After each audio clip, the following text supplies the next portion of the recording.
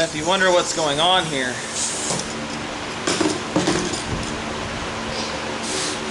this is not very thick, neither is this now. But as time goes, there is a big wave that goes in here.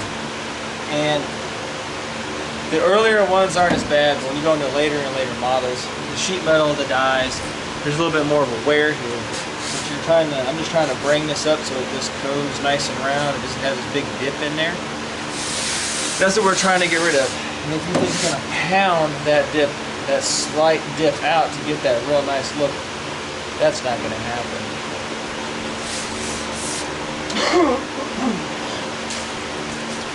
The best thing is to do is to get your metal really clean. Like I said, we actually sandblast it, and then I sandblast it again.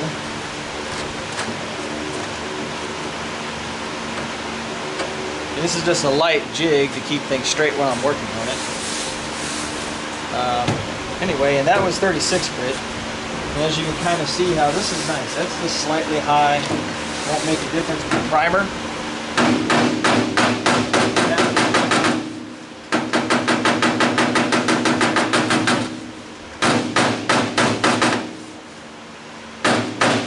And the primer is going to take care of that.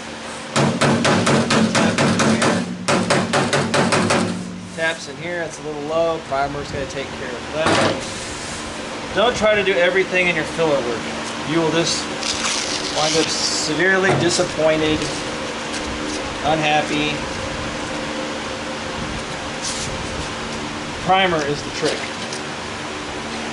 Now you're going to want to get in here with something, and a piece of paper that just crapped out on me would be the best thing to use.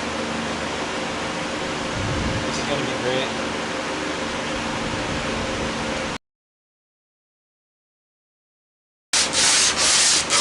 Now on the letter number sheet metal, A, B, G, C's, all that, you can get away with a little bit, but when you've got number series tractors where you got yellow in here, it's even more important to get this nice.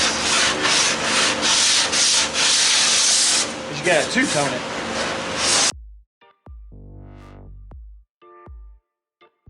Really, unless if you're fixing something in this crack or this edge, you almost want it next to nothing in there.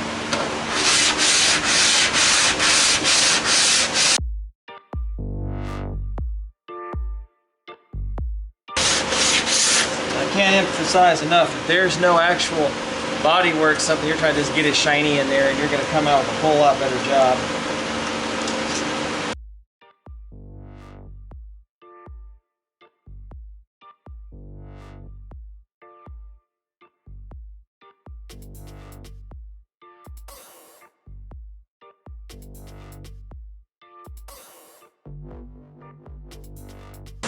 Step it down a little bit with some 80.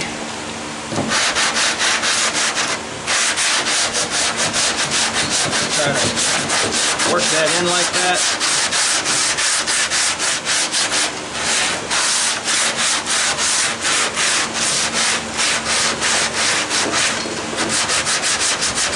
You don't want to just do this the whole time. That won't work.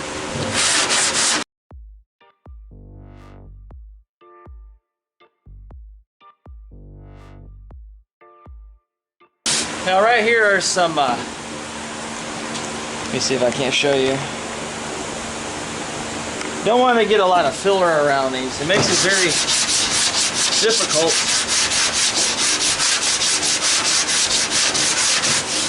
you know, when you're priming them and stuff, to keep them looking like nothing's there.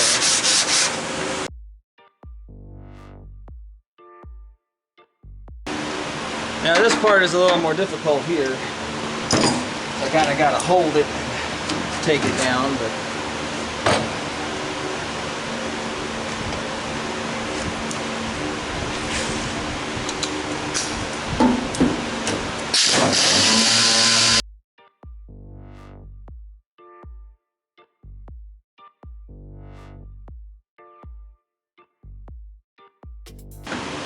just so you know, it took me a really long time to get good at using an air file to do this. It wasn't something that I just picked up and all of a sudden I was able to do. For years I did this by hand. So, and then they gave me the knowledge of how to do this. An actual tool.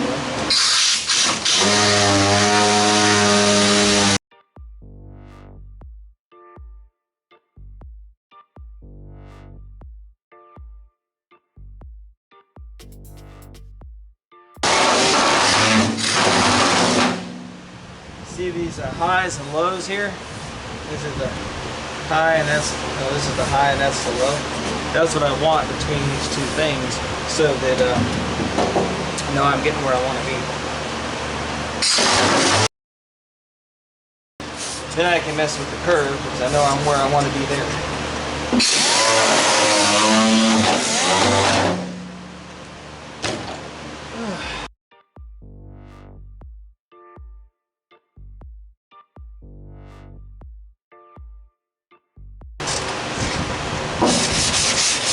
I've already done the other side.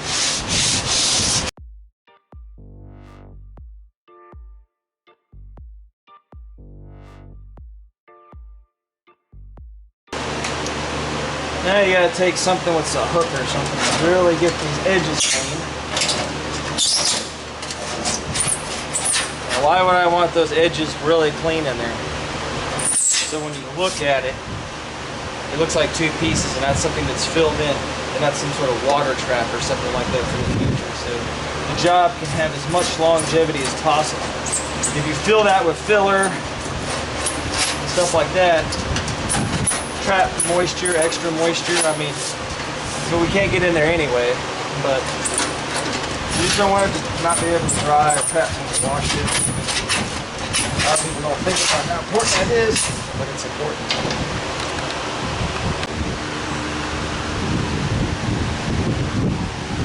Put a little bit more on here. I just thought I'd let everybody at home know that you really need to let this tack up. A lot of people try to hit it early. You're better off waiting 20 minutes, 15 minutes. You know, sometimes I'll wait 30 minutes in between things to get the stuff to harden up correctly. It'll powder off a whole lot better. Okay, we got all that sanded off now. So that is about it. We're good. We're ready to go to this piece in here. Now this part's a little bit more difficult to do.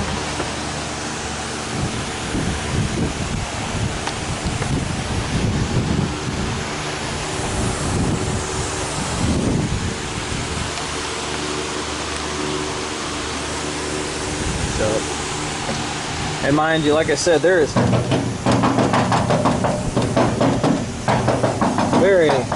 very little filler in there. Let me prop you back up over here.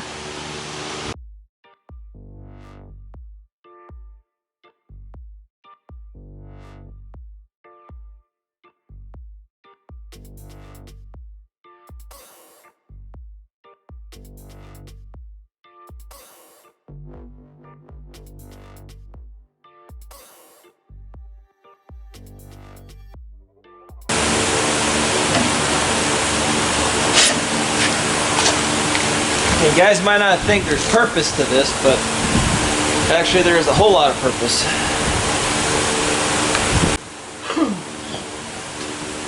Reason for making sure that I have these lines the way I want is so I have proper spacing the way I want. So when I lay this filler on here, I'm going to get my desired effect.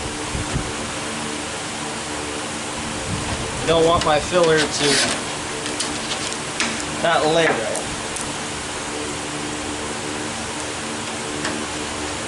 So I want the gap, which I can eyeball this and I'm pretty well there, to get the way I want. Because this part here, there's hooks in here. This actually pulls down. So I want to get this pretty straight. And maybe just a slight hump here, so when it pulls in, it looks straighter. Now, if you're just doing this one time, does that really help you? Probably not. But I've been doing this forever, so it helps me.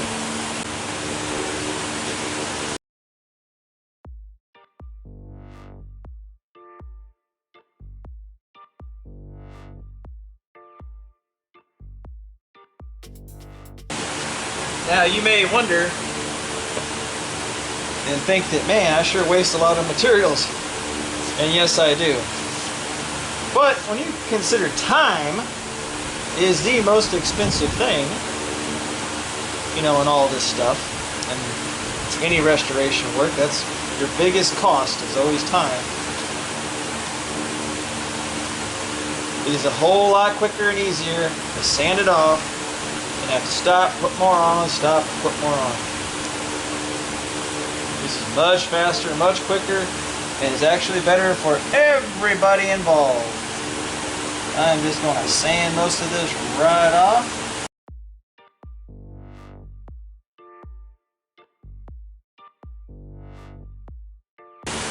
Let that harden, file that down, and we'll see our highs and lows. Alright, here comes one of the most difficult parts.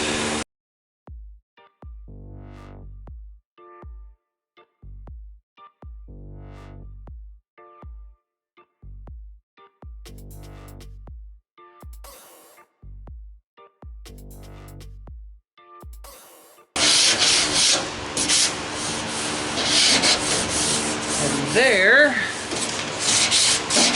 kind of pretty much have it. I'm dropping it.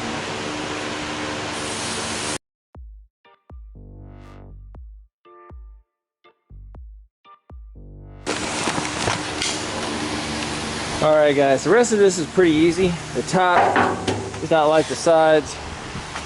You look down it, we're pretty dosh turned straight. There's that slight bow I was talking about, but we're where we need to be. Primer's going to do the rest of it. That's what it takes. Let me do the top part of it and I'll show you what goes to primer. Alright guys, the hood has got the filler in it. I'm telling you, don't really, oh, it sounds like metal. It's going to sound like metal. There's very little filler in here. Just telling you, it's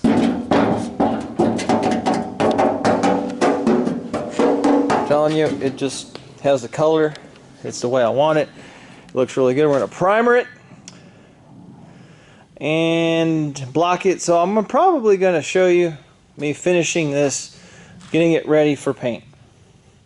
I have a lot more work to do on the side panels. This is just probably going to be a whole other video altogether. I'm going to do this all at once.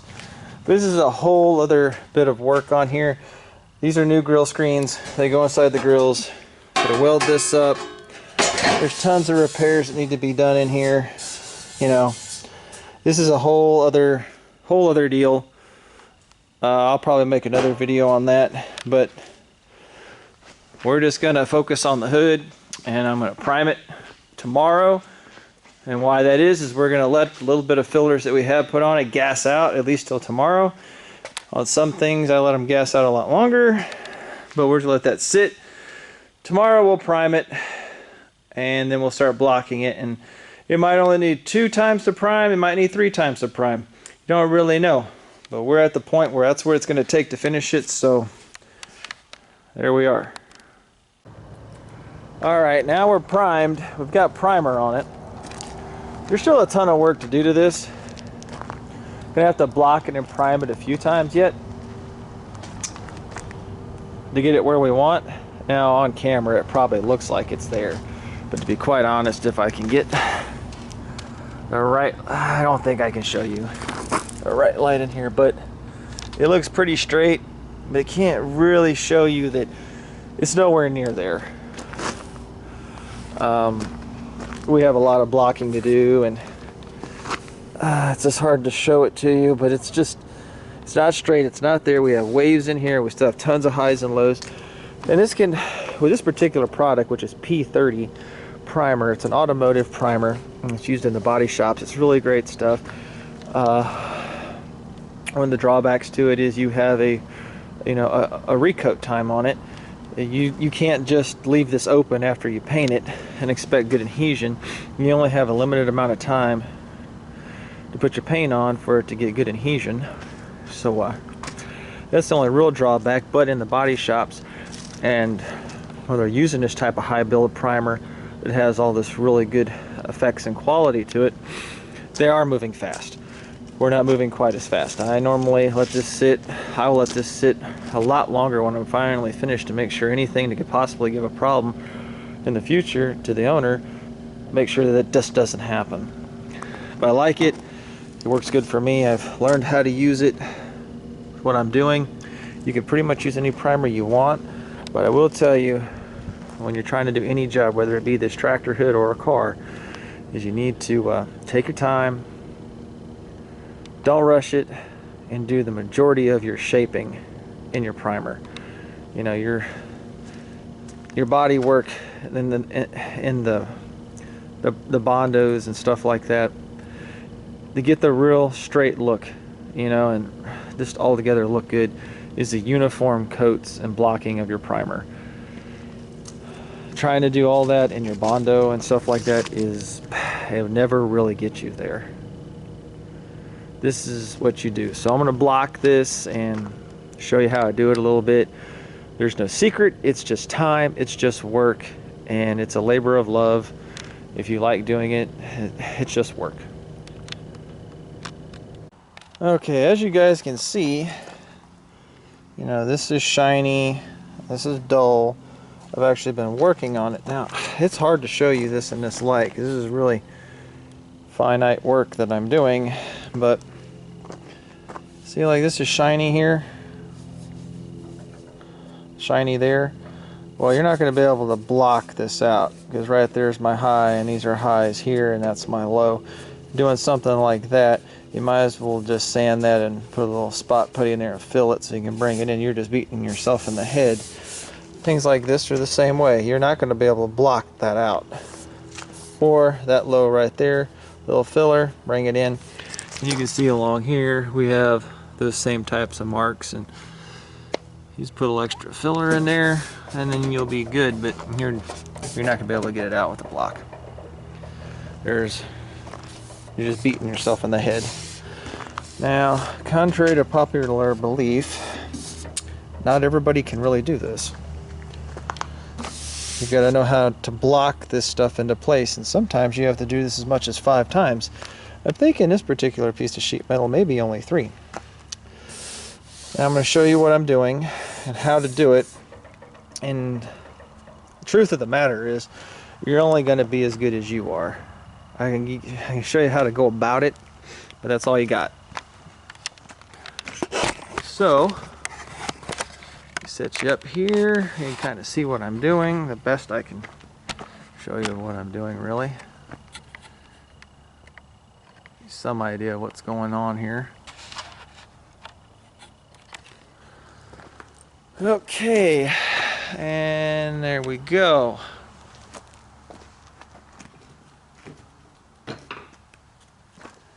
Now, this is pretty much the same no matter what you're working on. I don't care if it's this or a fender or whatever it is, but these are pretty forward straight lines. You know, the only curves you got are here. So you want to cross hatch when you're sanding primer. We are still in the bodywork stage. And what cross hatching does is levels everything evenly. So once you paint it, it looks like one uniform thing. If you try to just go back and forth or up and down, you're really never going to achieve that nice straight look you're going for.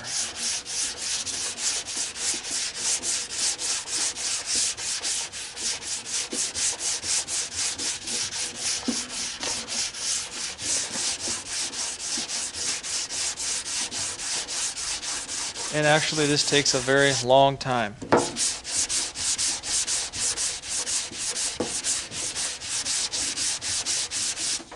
And normally you don't get it on the first priming anyway. If you're trying to do something show-worthy, you won't.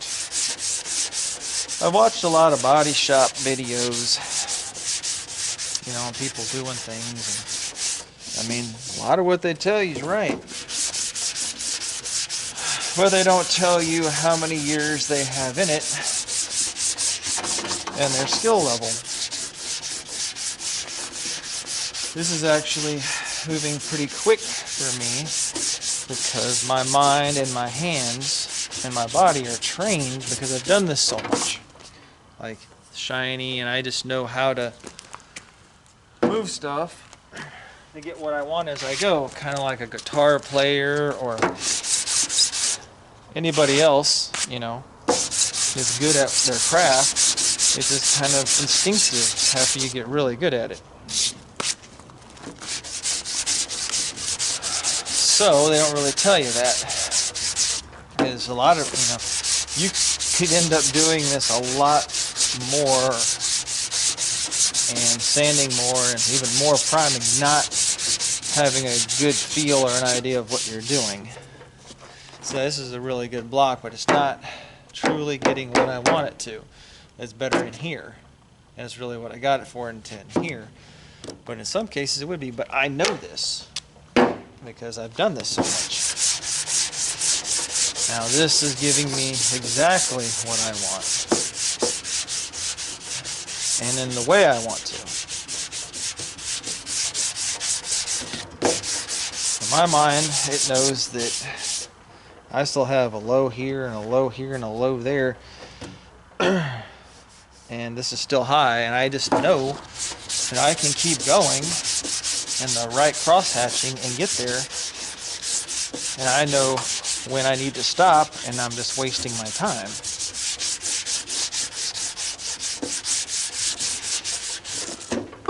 And another thing, some primers have a lot of isocyanates in it. This is, I believe, a urethane primer, if I'm not mistaken. I do believe it's made of urethane. Don't quote me.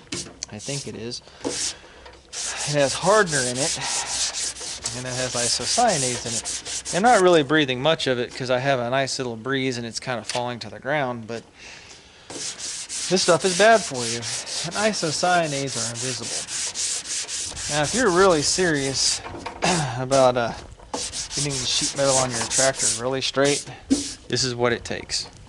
And I may have to prime this. I know I'm going to prime it one more time, and I'm going to have to block it again, but I may have to do this 3 times, even 4, to really get the desired look that I want to be really, really straight. So the man who owns it, you know, just has awesomeness, you know.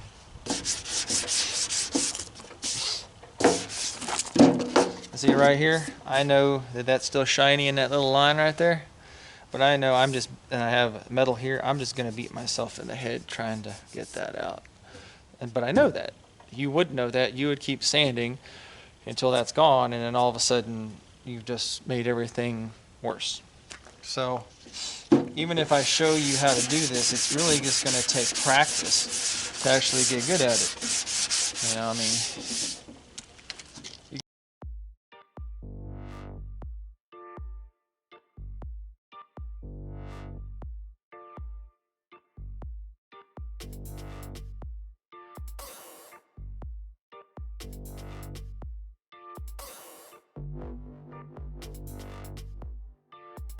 and you're like, why am I putting tape here? I'll show you. See, I need to block in here, but I don't want to cut a bunch of gouges to the bottom here. So, now I can cross hatch and not cut giant gouges and beat myself in the head about that. See, it's just little things like that. And if that keeps me from cutting gouges in here, so I can block this nice and straight and see my highs and lows.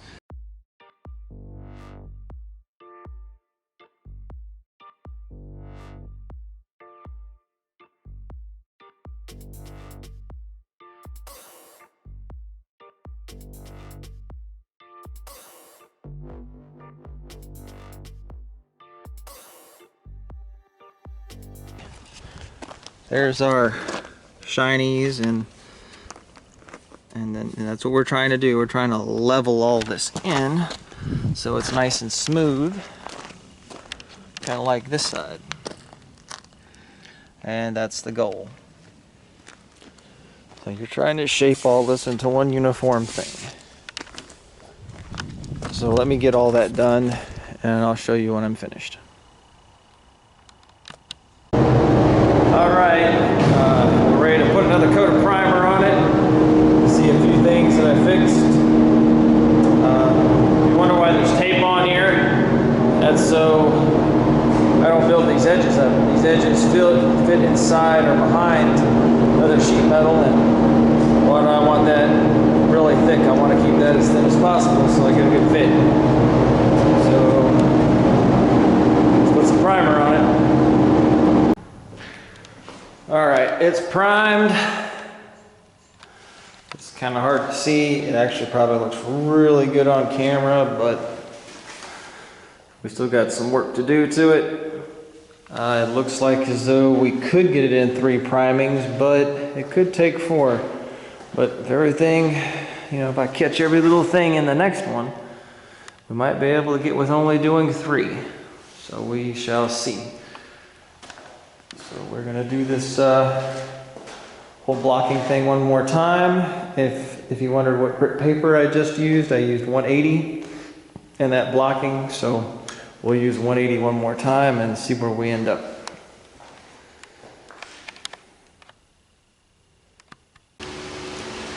All right, we're doing this is the second priming now, and this with 182. I think we're only going to have to do it 3 times.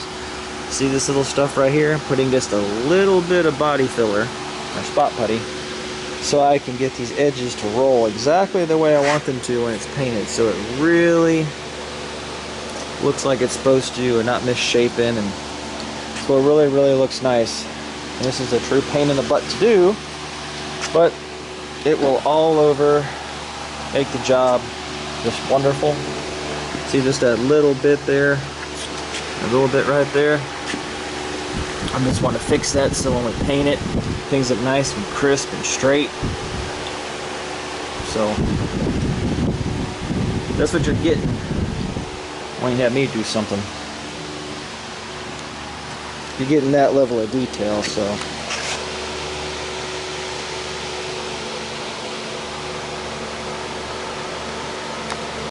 Alright, we're ready to put the final coat of primer on here. This is all done with 180 again. Little bitty fine things were taken care of to ensure. Tape on here again so we don't build up these edges so everything fits nice. Something to know, you see how there's hardly no see-throughs at all in this primer, which is another great indication that you're where you need to be. You got a bunch of bare metal, you got a bunch of filler showing, you're not level. You've got highs and lows. So we have almost none of that here. It's all been heavily blocked. Gone into these edges here with a pick to make sure they're good and clean. So yeah guys, we are getting ready for the final coat of primer. Alright, we're about ready to wrap up this video guys. Last priming. It looks really good. See how shiny it is? That's a nice thing about this primer that I'm using. It gives you the shine to it. It also tells me what it's going to look like. Now I put this on a little heavy because I like to block the fool out of everything and get it really nice. And yeah, there's some dribbles right here. You maybe can't see them. That's where it came out the top of my gun. No thing. But this primer really shows me when I'm finished, and that's what I like about it. And this primer that I'm using, which I'm going to go show it to you, is very expensive. Super expensive. Hundreds of dollars for a gallon of it. But it works really well. Lets me know when I'm finished. Shows me the highs and the lows. A lot of body shops use it. It's made by Sherwin-Williams. But we're done. We're good. This is a 400 wet sand paint, or for me, it's 320 dry, 400 dry, and a Scotch-Brite paint. So that's for my application and what paint I'm putting on it. So, but it's in great shape, no dents, no dings. It's there. It's going to block out. It's finished, and it looks wonderful. So, a lot of hours in this to get this to this point, but this is how I do it. So, it'll be beautiful when it's all done. I'm not going to put it in the video of the paint after it's finished, because you can just look at anything on my channel and you can see the paint looks good. So, but this is how we get there. This is the kind of time it takes to get that on those jobs. Okay, the type of primer that I used, or that I use constantly, is this P30 here. It's wonderful. I use it on everything. I just don't use cheap primer anymore. I don't care to. It's pretty cool here today, so I used a very fast reducer. So, and there's the hardener, and there's the stuff, and it's great. Love it. You can get this at your auto body dealership, wherever you are, or if you happen to be in Seguin, Texas, you can get this at Paul's Paint and Glass. And I promise you, it will be very expensive, but there's a lot of benefits to it. It really works well. You're really gonna like it. Yeah. Thanks for watching, guys. I appreciate it. Here's how I do the body work and priming. Get something ready, you know, for these really, really nice tractors that I work on. So, for people. Anyway, there you go. Thanks for watching. I hope it helps.